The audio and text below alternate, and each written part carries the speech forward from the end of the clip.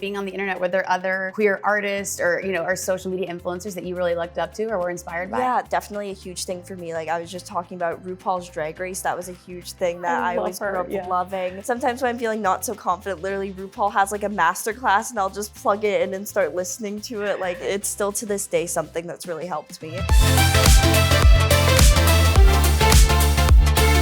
Hey friends, it's your girl Emily Curl. We're here at iHeartRadio Studios in New York City, and today we're hanging out with TikTok star and content creator Brooklyn Webb is here. Brooklyn, good morning. Thanks for being here. Good morning. I'm excited to be here. This is your first time at iHeart. Mm-hmm. This is great. You live in LA, but you've been to New York before, right? Yes, I've been here twice before. Okay. Yeah, this is my first time in New York winter, but it's not too bad. This week is pretty nice. It actually has been pretty warm, yeah. But do you enjoy New York every time you come? Anything you always have to do? This time I'm actually getting to walk around more and explore the city because it's always so quick in and out, so I'm excited about that. Yeah, and you're here for some Fashion Week stuff, which is that always been a big part of your life? Yes, I've always loved fashion and just beauty and makeup and all that stuff. So I'm just really excited to get to see designers debut their collections and all that fun stuff. And I'm excited for you. I mean, this is our first time meeting, but I feel like I know you. I've seen you across my social channels, and so have your 10+ million followers. When you first posted, your first TikTok creator video, did you have any idea that it'd lead you to where you are right now? Again, with all of these followers, so many people. Honestly, not a single clue. I was just kind of doing it in high school with some of the girls in my dance class to kill time because we thought it was funny in between classes and stuff. And we were doing it just ironically as a bit of a joke at the time because it was back in 2019 before I feel like a lot of people were doing TikTok or taking it seriously at all. And then during quarantine, it just became a big creative outlet for me and changed my life.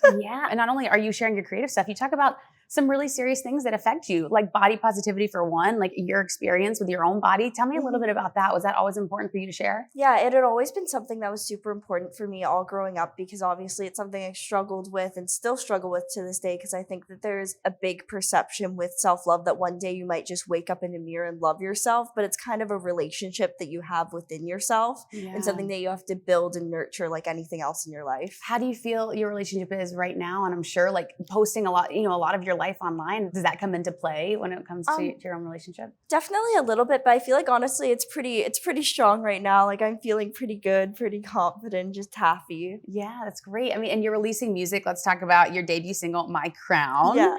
So tell me about that. Did you always want to get into music? I mean, it was always something that I loved. It was always something that was rooted in my life. I mean, I was big into dance and musical theater and I always choir, like a bunch of different things, but I was never the most strong singer. So when I thought of My Crown and doing that performance art project, it really just turned into a huge passion and rooting internet culture in it and everything. So then it just turned into a huge thing where I got to combine a bunch of different elements in my life to create a huge project with a message and a story. So I love doing it. Wow. Okay. So for those people who haven't discovered My Crown, tell me a little bit about the message that you wanted to send out with it. Yeah. So it was a satire kind of performance art project that was all about and showed kind of how other people perceived me online. And it was making kind of fun of it and taking in that and creating a persona. So I used that to kind of drive up the views a little bit on TikTok by feeding into this narrative because people think that young girls can't be self-aware and funny. So when they saw all this content in the song, they're like, there's no way she doesn't know that this is so silly, like different stuff like that. But while I was in on it the whole time, documenting the whole process because they just thought. And so then in return, it made the whole album, which was just remixes of the exact same song, chart actually on everything when it came out because everyone was streaming it so much before they realized like, oh, she was being funny. Oh, no way. Oh, that's so interesting. When you wanted to have a music career, when you wanted to get into this, did you always want to have this persona? Was that something that you thought about? Not always. Like, I think that it was a really big fun moment in my life and something that was a really defining era, but I'm just kind of coming more into my own now and not being that persona, which was super fun because it was almost like a way for me to find confidence within myself and really get clarity and be comfortable with being who I am and also understand how I want to be myself on camera. Yeah. I mean, because you also talked about too on your TikTok, some people were saying some things about the song that maybe weren't the nicest that you directly addressed. Yeah. What was that time like for you? Was that a stressful time? Did you feel like at that point you needed to share that like, okay, you're in on the joke. This is a persona that I'm creating? I feel like I've always had comments on TikTok and I feel like anyone who's ever gotten into entertainment or social media has had to deal with it. It's just kind of something that you have to look at it and go, okay, people are saying things, you can take a look and see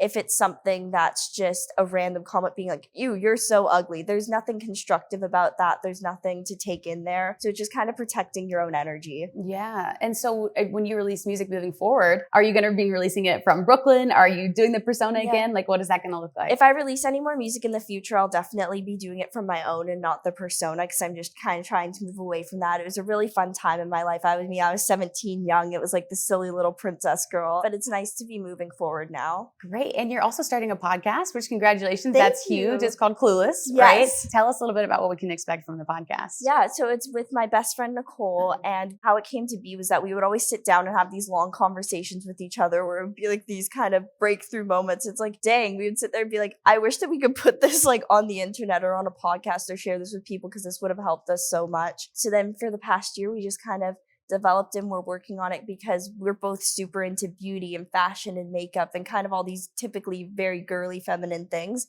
So when people look at us, they just think that we're two clueless dumb girls, but there's more to us to that, you know? Gotcha. So what other themes are you exploring? We're exploring different things, different topics, kind of based on whatever episode it is. Like our first one is talking about our sexuality, because both of us are queer and that's really rooted in who we are. So we wanted to kick it off with that. Yeah. I also wanted to commend you. You came out recently on TikTok as a part of the LGBTQ plus community, which is amazing. Why was that important for you to share that with your followers? It's important because it's just really who I am, and it's a part of my life that I really felt like I wanted to share, because it's always been so deeply rooted in who I am and the people that I love and just everything. So it just feels so much more freeing to be out and in the open, and I'm so happy that it's more accepted these days. Being on the internet, were there other queer artists or social media influencers that you really looked up to or were inspired by? Yeah, I feel like there was so many, because really growing up, definitely a huge thing for me. Like I was just talking about RuPaul's Drag Race. That was a huge thing that I always grew up loving. Sometimes when I'm feeling not so confident, literally RuPaul has like a master class and I'll just plug it in and start listening to it. Like it's still to this day something that's really helped me. I also love RuPaul because as a host, you know, she's been Emmy nominated for hosting this show. It's just, it's such a great, I mean, I love Drag Race too. It's such an amazing way. So I love that. And then what about artists, music artists? I feel like Fletcher's an amazing one. Fletcher's incredible. Fletcher is completely, Renee Rapp is a new up and coming. Yes, Dove Cameron. Oh my gosh, there's been so many, I feel like in the past year especially, that I've started to, because growing up you didn't see as much of it. Sam Smith, another incredible. Yes, they're incredible. Yeah. That's awesome. I'm loving seeing so much more queer representation, especially in all different spaces. And I think it's so cool that you know, being younger and you're starting this podcast again for these people that are growing up on TikTok that are seeing you and you're talking about it so openly. I feel like that's got to be so helpful to so many other people who are discovering themselves as well. Yeah, because it's truly just having the conversation and hearing other people and knowing that you aren't alone. It sounds so cheesy, but being able to have it and feel like, oh, this person's had this experience too,